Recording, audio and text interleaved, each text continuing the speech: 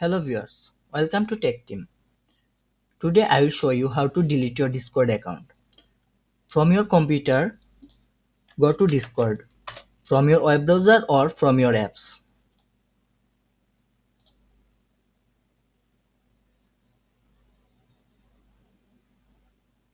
From the left bottom side, beside your username, you can see three options.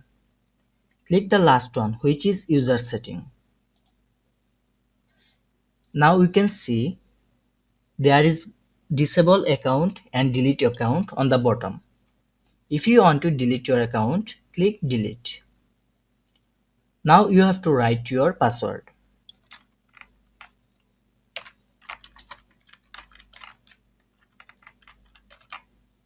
You have to write your password correctly to delete your account.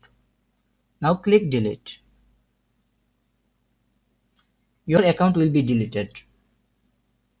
Thank you. If you like this video, please subscribe.